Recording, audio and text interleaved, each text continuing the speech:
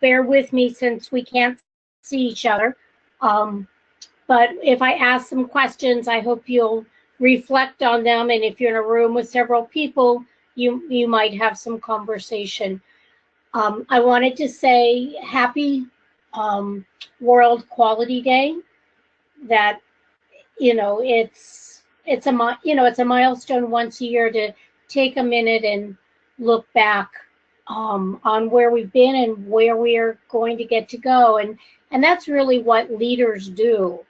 And throughout my research, my focus has always been in project management, but quality is a significant part of that. And I've been really the whole part with emotional intelligence. It's not an oxymoron. What I find, the more research I do, the more I find that what makes a successful leader are those non-tangible skills. And I did find something that reminded me of an excellent quality exercise that was on wolves. And it talks about how they organize themselves. And before I get involved with organization and management and quality management and leadership aspects, I wanted to share that with you. It goes, a group of wolves, 3 in the front are old and sick. They walk in front to set the pace of the running group, lest they get left behind. The next 5 are the strongest and best. They're tasked to protect the front side if there is an attack. The pack in the middle are always protected from any attack. The 5 behind them are also among the strongest and best. The last one is the leader. He ensures that no one is left behind. He keeps the pack unified and on the same path. He is always ready to run in any direction to protect and serves as the bodyguard to the entire group. Just in case anyone wanted to know what it really means to be a leader, it's not about being out front, it's about taking care of the team. And as I was going along and I'll be talking, I used my inspiration was a book by Thomas Ricks. And before I found that wolf article, I usually introduce the concept of a mindful organizational management. How many of you have been involved in projects or other work environments where this cartoon, the good news is we came in under budget, the bad news is we're not sure why. And even though the good news is we're under budget, leaders have to know why so they can repeat that or find out what's missing, what didn't get spent, that should have been spent. So that's sort of where I took the beginning of this. But the real motivation for this, and as Veterans Day is coming up, to all the veterans on the line and those who support them, thank you for your service and all of your support. But even before current days, as far back, going back to the beginning of recorded history, a lot of our business metaphors are based on military leadership. And so we do tend to look towards military leadership, for a lot of our business leadership tactics and techniques. And what I've discovered in the last couple of years with my research is that it's not necessarily the alpha leader. For those of you familiar with Jim Collins and his 5 levels of leadership, very often it's that beta leader, the leader that's paying attention and being present. And so I had picked up this book. I needed to learn a little bit more about military jargon and the situation. And I found this book on the bargain rack at Barnes & Noble's. It was $8.95 and it's over 1,000 pages. I thought, what a bargain, based on the penny per page. And it turned out to be chock full of information. He wrote about military strategy, combat wisdom, the impact of technology, handling civilian stakeholders, and a lot more. And I took a step back because what I also learned in that book it covered the four major wars, the latter half of the 20th century, and focused on the generals who led the troops. And I saw that the generals were the most amazing project managers. And they had to report to the stakeholder who happened to be the President of the United States. And I really took a step back and started paying attention when I was reading about General George Marshall in World War II, who did not get along so very well with FDR, with President Roosevelt.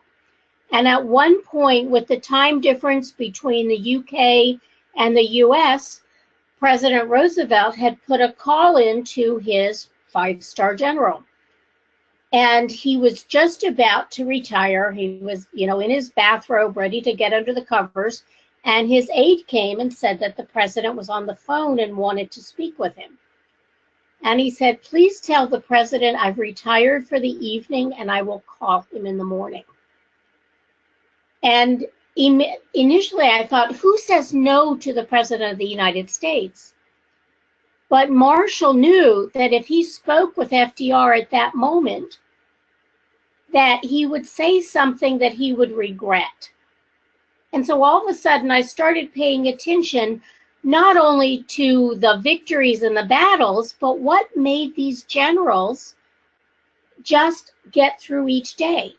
How did they adapt and survive to different techniques? And what I realized, and the more I read, I'd also just discovered a woman, Dr. Ellen Langer, who's a Harvard University sociologist, and she studies mindfulness in modern society. And, part of being a PhD is she looks at where we've come, how we got here, and where we're moving forward. And she coined a term called mindless leaders. She was curious how each business school class with Harvard Business School all came in with fairly equivalent credentials. But when they left, some of the class performed very, very well. And others of the class did not perform so very well and kind of went in, just melted away. What made the difference between those who got to the CEO level versus those who just were good working souls? And what she realized after 2 years of study was the difference between mindlessness and mindfulness. And nope, she's not talking about yoga oming, but breathing is very good, and I recommend it. We'll talk about it later. When you need to get in a difficult position, breathing is good because it brings oxygen to your brain. But what she discovered was that there were certain people within each of the classes that really solved the case scenarios in a mindless manner. And what she defined as mindless is applying yesterday's business solutions to today's problems, right? You take your lessons learned and apply them today. Does that make good sense? The challenge for all of us as managers and leaders and professionals is that the only thing we can be sure of is change. So how can the lessons that we learned yesterday be directly applied today if we're in a different environment? And that's where she found the successful business school students who did go on to become CEOs, or however we define our success, that they were very, very mindful. They paid attention to the demands of today, took the lessons they learned yesterday, and adapted them with an eye towards the future, hoping to avoid tomorrow's difficulties.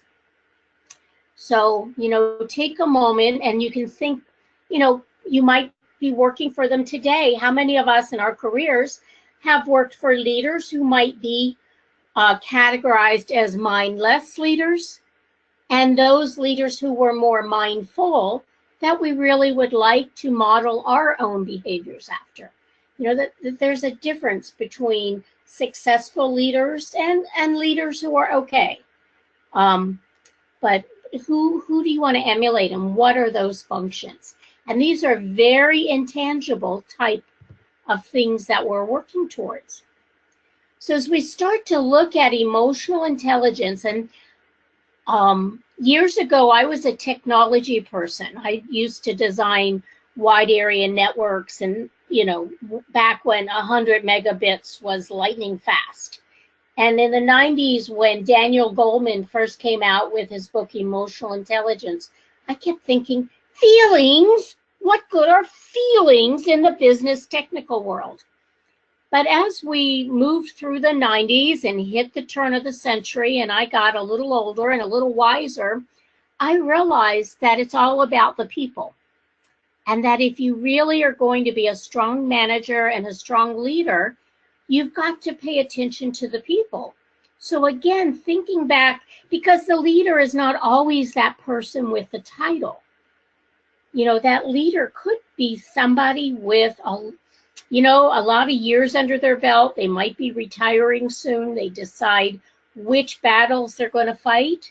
But when bad things happen, when something hits the fan, the leader in any human group is the one to whom others look for assurance and clarity when facing uncertainty or threat. So when we get nervous because we don't know what's going to happen next, when we're nervous about making it up as we go along, are there people on your team that you might turn to or others turn to? You know, when I used to have a manager, and we had one of these sages named Floyd, and we would look at Floyd before we agreed with our manager. We'd be listening and nodding, but every single person looked at Floyd to see his reaction. You know, Floyd was that unofficial leader. So you don't have to have a title to be a leader. But when you're looking at it, leaders have a bunch of intangible, I shouldn't say a bunch, but leaders over the course of the year, it may appear that they're innate and intuitive, but they worked very, very hard to get those to develop those intangible skills. You know, they bear the bumps and the bruises from making mistakes and learning from those mistakes. So for those of you that weren't with me a year ago when we talked about emotional intelligence and leadership, I just want to take a couple of minutes and give you a fast tutorial. What I'm looking at, these 5 areas here reflect the EQI 2.0 emotional intelligence model. And if you do some research, you'll see, but this is the current model that Goleman and his colleagues utilized. Back in the 90s, their model only had 4 categories, but now we have 5. So when we're looking at this, the very first one is self-awareness. And self-awareness is how you, the leader, perceive yourself and how you understand how others perceive you. Now, hopefully, how you perceive yourself and how others perceive you will line up and overlap each other. But every now and then, as we're developing, sometimes we create our own reality. And so we need some assistance to close that gap. But self-awareness is how you view yourself and how you will take charge of the situation and your actions. The next part is self-expression. So once you know what you want to do in that situation, self-expression delineates how well you get that message across. Do any of you have you worked with somebody that might give a direction and no one quite understands it, and you might get an output that's not what was intended? And so, you know, the person giving the direction will say, but that's not what I meant. Or people are reacting differently. Um, and the person speaking did not mean, to create conflict at all. But because they weren't expressing themselves, they as clearly as they could, other people, took exception. And so that's another area. The third area is the interpersonal. I like to say plays well with others. A very quick example, and this is really all about balance, because within emotional intelligence, you don't just have a finite score. It's you take a normal curve, some people reference it as the bell curve, and some days you're more engaged than you are other days. You have good days and you have bad days. My son is healthy and wonderful, but for 4 years of his life, he went through chemotherapy treatment. Looking back on that, I was not engaged in several of these areas as I could be because my attentions were elsewhere. So you can see that it's going to change based on the environment within your life. And sometimes you just are who you are. A dear friend of mine is an introvert. Her engagement in interpersonal skills to go to a networking event is so painful for her. On the other hand, she's developed amazing self-expression and communication skills. She is a CPA at a large Big Four accounting firm. She's also a PMP and manages these global projects. And she's gotten a reputation where they bring her the most difficult projects. To her benefit, when she sends an email, it is crystal clear what her message is. Besides, one of the reasons that she may or may not have realized why she honed those skills is she doesn't want anybody calling her back. And so that's why when we look at emotional intelligence is we have strengths in certain areas, and in other areas we're more vulnerable. And so as leaders, we find those people who are their strengths mapped to our weaknesses, and we might be able to help them so that we balance out. The other areas are areas 4 and 5 that are very interesting. So we have decision making. We're looking at impulse control and realistic problem solving. So, for example, one of my least engaged moments is impulse control. But I love brainstorming. I love thinking out of the box. One of my favorite positions was product development. So I don't want to lose that brainstorming. But I will tell you, I do know when I have to bite my tongue and be diplomatic and keep my mouth shut. And that's because my strongest area is reality testing and problem solving. So what that means is I might think about jumping off the bridge, but I'm never going to. So, you balance back and forth. Stress management is another area that's really important because different people address uncertainty and risk management differently. Some people like to get all the information. They don't get upset. They want to get all the data, evaluate it, and come up with an answer calmly. They don't want the quote drama. Other people need to get very excited and make sure that everybody's aware of it. I had a student once tell me that he learned the most in the emotional intelligence for leaders class I was running was about stress management. He had an assistant. He was the CEO of a startup. So, there's stress all of the time. And he didn't feel that his assistant, although she had many fine qualities, just understood how important things were. Well, after the class, he went back and he had a conversation with her, and he realized she just handled stress differently. She was very calm under pressure. It wasn't that she didn't think it was a challenging, difficult situation that required priority.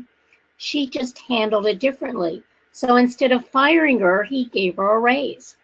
So that's where you look at emotional intelligence, is starting to look at how these non-tangibles, how you can relate to people, how you manage people, how you make decisions during stressful situations. And when you can have, the dignity of diversity, it really makes you a stronger manager because you get to have multiple lenses out of that. So then, as I mentioned, when you have a hammer, everything looks, your only tool's a hammer, every problem looks like a nail. I did take a step back from Thomas Rick's book, The Generals, and I kept wondering if I was just oversimplifying things. But I did just reread it again because I had to get footnotes for my book.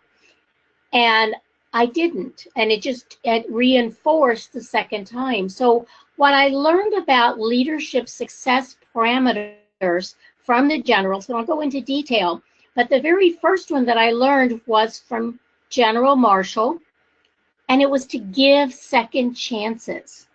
How many of us today get a second chance? Everything is 24/7, it's hurry up and wait. Somebody needs to blame somebody. People don't always get a second chance, but that's that whole concept of learning and failing and learning from that failure. Being present was what I picked up from the Korean War. And we'll go into more detail, but MacArthur tried to lead the Korean War from Tokyo. He never set foot on the Korean Peninsula. And what I learned, because the generals that did choose to go and be present just made such a difference. And so the other leadership success parameter that I believe we can take forward into the 21st century as we're dealing with, unprecedented change is to be present, to pay attention. And we'll talk a little bit more about that in the next segment. And then we get to Vietnam, and that was adapting with change. The first part of the war, the generals fought it like it was World War II. And the Vietnamese were using guerrilla war techniques and tactics. And so once the American army realized that they needed to fight a different kind of war, things turned around, but by then it was just too late. And we're not going to get into politics or military strategy here, but I just learned the importance of adapting, paying attention to how things have changed, going back to being mindful and adapting your strategy. And the last one came from the Gulf War, and Schwartz and Colin Powell were young officers during Vietnam, and they took with them the lessons about attuning and adapting with change. But what they found out was they needed to have multiple lenses, and so to enlarge their perspective.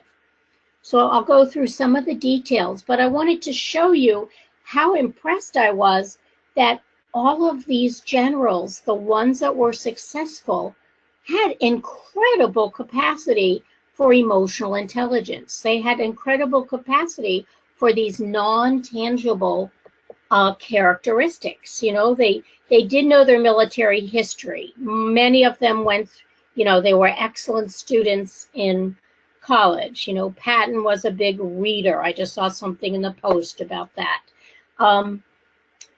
But when we look at what made them particularly great or what caused them to be particularly not great at that moment in time, were those non-tangibles. Going back, just repeating it with World War II and General George Marshall, I always think of him, with NATO and the Marshall Pact. Sorry, I'm thinking in many directions right now. The Marshall Plan, thank you. It's the importance of second chances. He believed in education, and he called it prudent risk-taking. He was quoted as saying, how could he ask young men to pursue bold and vigorous paths if they've never done it before? He said, of course people are going to make mistakes. That's why we need to train them.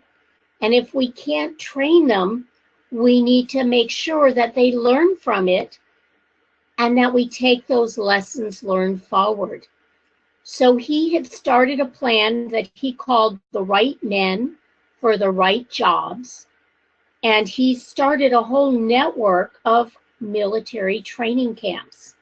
His focus and emphasis was on teamwork, and he practiced what he called the 4 R's: relief, reassignment, recharge, and return.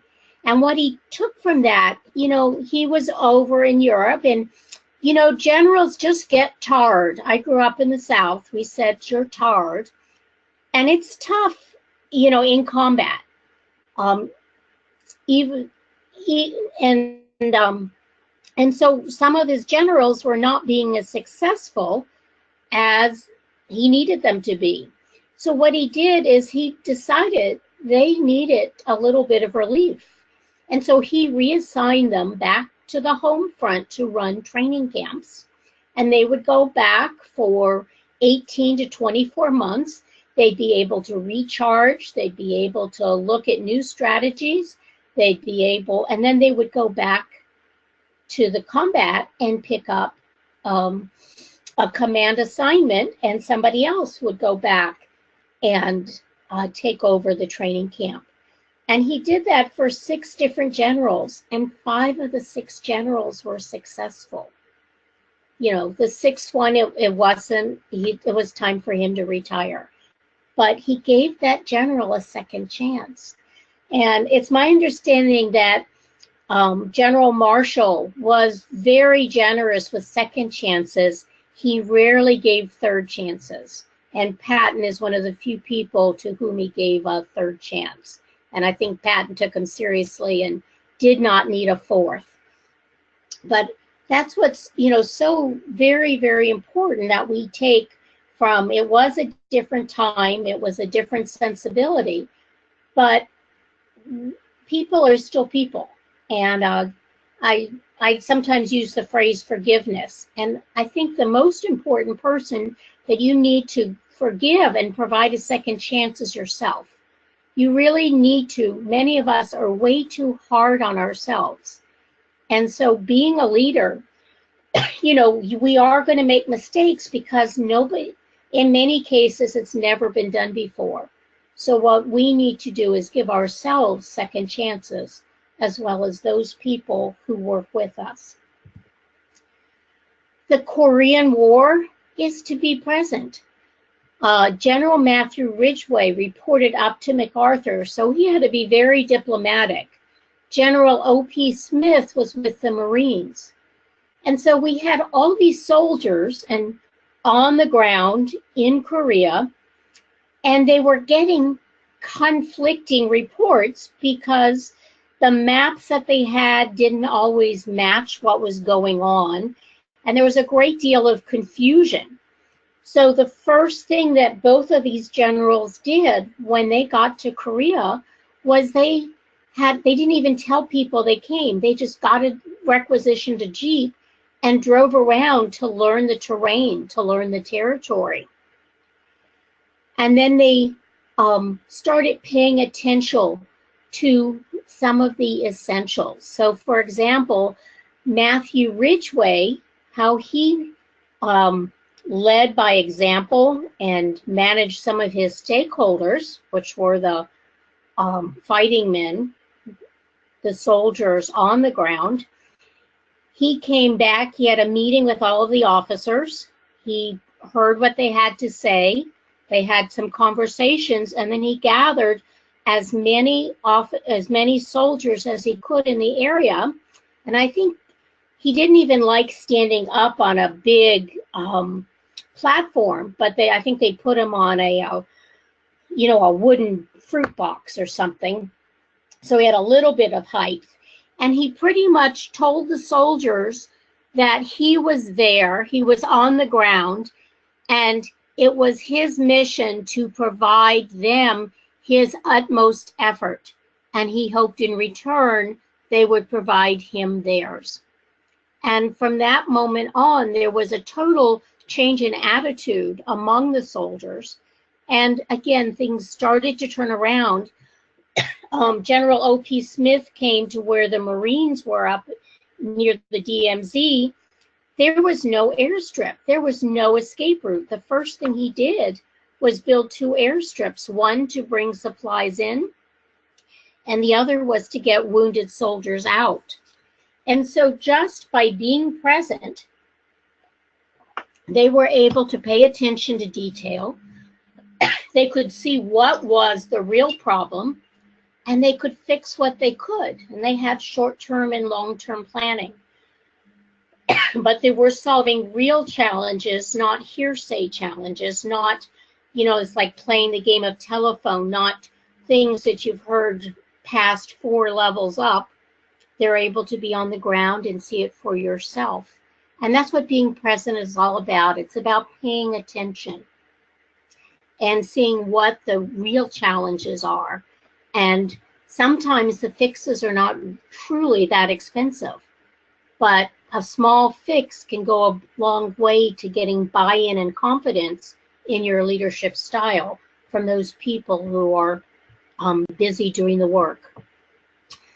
Then we get to the Vietnam War, where William Westmoreland and General Dupuy went in and said, we're going to fight Vietnam. We're going to put the same strategies out as we did in World War II. We just bombed the heck out of them.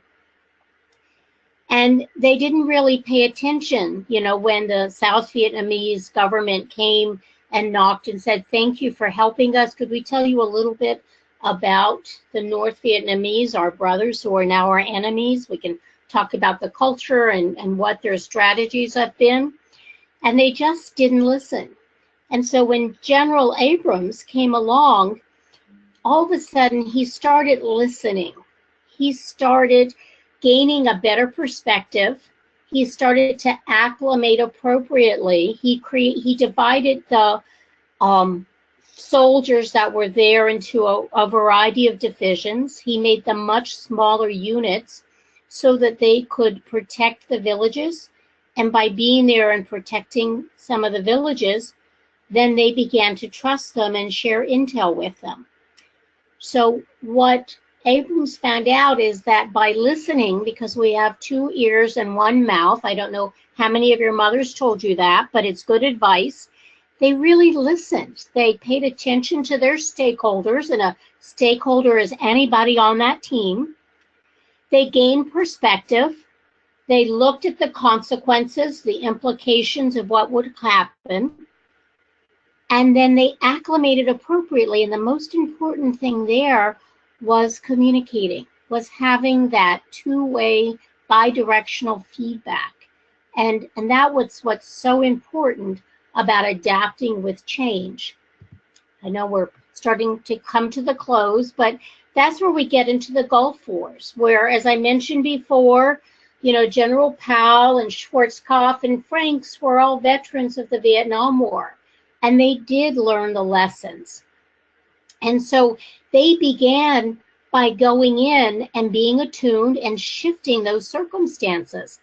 But one thing about the Gulf War are that all of the stakeholders, all of the countries that they were working with and partnering with, although many spoke similar dialects of Arabic, they were all different tribes. There were great differences in government and politics and religion and just customs. There's a lot of similarities, but there were some significant differences. And so what they learned very quickly is that they had to make decisions with multiple lenses. They needed to build coalitions. They needed to involve the stakeholders. And they had to avoid short-term thinking, because chances are somebody who should have been part of that conversation wasn't immediately. So they kept the long-term goal involved, and they managed short-term tactics, but they had to keep remembering to look at the larger picture and pay attention to how each action, what consequence it might have in another part of the region. And so what the Gulf Wars reinforced was the power of those perspectives. And in today's world, as we look towards having matrix teams, which a definition is having all of the responsibility and none of the authority. So you're constantly negotiating for resources. You're trying to convince people that your project might be more important than somebody else's project. You know, it comes back. You can't write somebody off because they were having a bad day, or you don't know if the person who signs off on their paycheck told them to ignore you and put their priority first. So, you know, we can apply some of these same lessons, you know, the second chances that General Marshall shared with us, the whole point of being present, of rolling up your sleeves. And, you know, just like we've discovered in the wolf pack, you know, the leader of the wolf pack was paying attention to everybody. The leader is the hardest working person in the room. All those cartoons with the big boss with their feet up on the desk smoking a cigar, it's not true. Real leaders are working very hard. That's where servant leader comes from. And you've got to be paying attention. You need to recognize when your environment is changing. And again, once you start to notice those changes, you start to enlarge your perspective, because an environment in one department may change. You might have the status quo in another, and then another division might be going through a totally different change. But you're all working within the same organization. You still have that strategic vision, and it's how each of your different areas manage their individual missions to achieve that strategic vision up there. That is so very, very important. I'd like to end, as I mentioned, leaders are the hardest working people out there. Dr. Henry Cloud wrote a book called Boundaries for Leaders, and I recommend it. He gives people the permission to say no. I can't believe it. I was 50 plus years old and could not say no to so many people. But it's a leader's job to create the kinds of conditions in which people can bring their brains, their gifts, their hearts, their talents and energy to the realization of a vision. I won't go into the whole saying no thing. Buy the book so you can say no. But I also think that that is the best definition of a leader. You know, the leaders take these intangible functions or traits that they have, and they create and they help their people on their teams. They leverage the differences. They find people's strengths. They understand, they know their weaknesses. They know other people's weaknesses, but they're able to partner and pair them with people who bring out the best in them. And that's what leaders do. So the final lessons, the leadership lessons from managers, and managers need to focus on individual aspects, and leaders have to know how they all tie together. So when we're looking, I'm going to, reiterate, it's the people that are the most important. If you can develop your people and you have a strong team behind you, you can't help but be successful. The international president of the Lego organization had like 10 years of incredible growth, and people were congratulating him. And he said, well, I'd like to take the credit, but I had all these people doing the jobs every day, and they're the ones that did get the credit. So, it is the people. But by the same token, we need to, as we, communicate, really focus on our communication skills, making emails, streamline them, point out, make sure you don't hide your directions in the middle of paragraphs. Bullets are good. Let people find, don't make your message really hard to find. Look at things from multiple perspectives. And we all learn constantly. When leaders stop learning, it's time to stop being a leader. So watch the environment, attune, adapt. And as you're doing that, in the back of your mind, you've got to constantly be assessing risk. And, risk will change, and there'll be a variety of challenges. And I'm going to open it up for questions, but, looking at the values of the American Society for Quality, talking to Norval and other section leaders that I've met over the last couple of years, when you look at ASQ and the sections and the professional values of, leadership and success and teamwork that, are promoted, I want to say once again, you all have very much to celebrate on World Quality Day. And I have been allowed to give a quick advertisement. Creating a Greater Whole will be published in January. I'll let Norval know when we have the launch party. If anybody's local, maybe he'll send it out to everybody. But it's called A Project Manager's Guide to Becoming a Leader.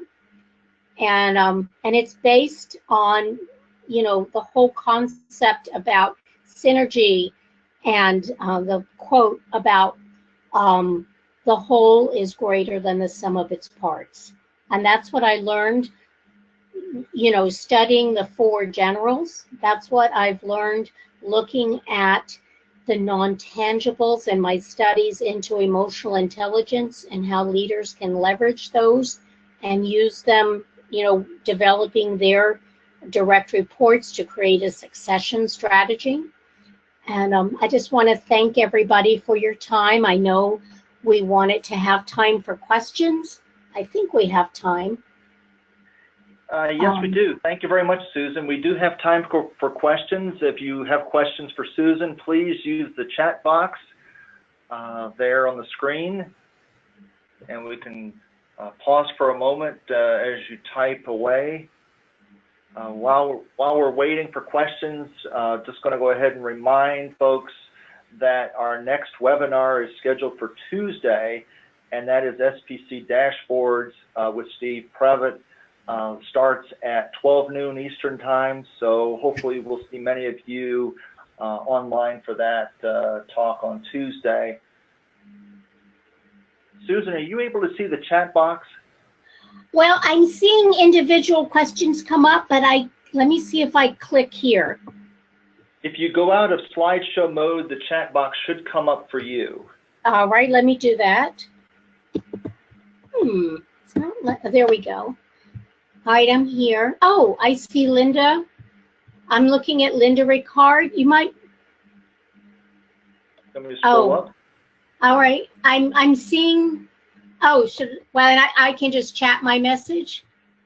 No, Linda. Go ahead. Yeah. Oh, I see at the very top. Well, thank you for all of your compliments. Let's see. Oops. I've got to go all the way to the top. I'm sorry, a little technical difficulties. Pardon me. We didn't practice this part, Norval. Oh, that's okay. Looks like Daphne Money has the first question. I can only get as far as Alfonso. Maybe perhaps you could read me Daphne's. Okay. She says, great talk. I think each of the 4 tenets can be translated into Lean Six Sigma speak. Yes, absolutely. In fact, maybe Norval will connect us and we could work on that together offline as a project. Yeah, one other comment from Daphne, adapt with change, voice of the customer. I'm going to guess, is that a book, Daphne?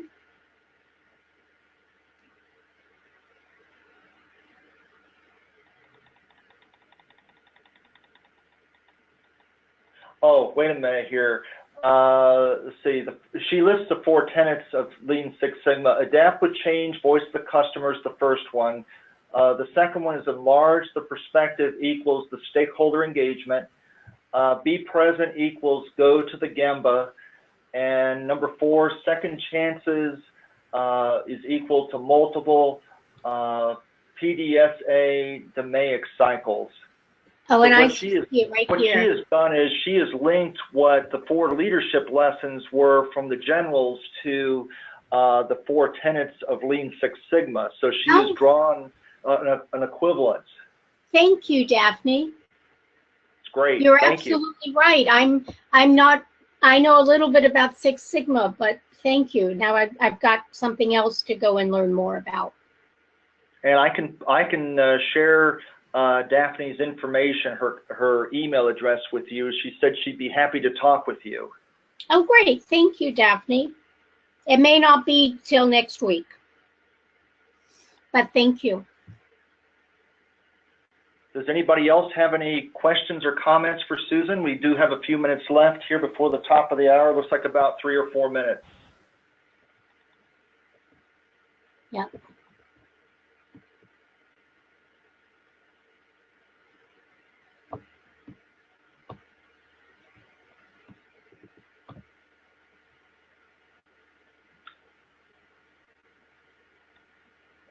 Looks like there's some thank yous coming through. Yes, thank you. I appreciate your good words. Thank you. Yeah, it does not look like you're going to get any other questions or comments other than folks saying thanks. Yeah, so with it coming up close to 1 o'clock here in the East. I know everybody needs to go back to lunch. Actually, they're going to go back to work, hopefully. Oh, that's okay. That's okay. So anyway, yeah, with it approaching 1 o'clock here in the East, we're going to go ahead and call it for today. We'd like to take this moment to thank Susan once again for giving this great talk related to military generals, mindfulness and emotional intelligence. Great timing as far as World Equality Day is concerned, and as we mentioned before, 2 days before Veterans Day in the United States. So thanks to the veterans out there for your service. Without you, you know, we would not be free. So anyway, and to the people who support them. My neighbor is a veteran wife, and she reminded me that this morning. So great. Okay, well, that's pretty much all we have for today. Thanks again, Susan, and thanks to all of you for joining us. And hopefully we'll see many of you online on Tuesday. Until then, have a good rest of the day and a good weekend. Thanks a lot. Bye now. Thank you.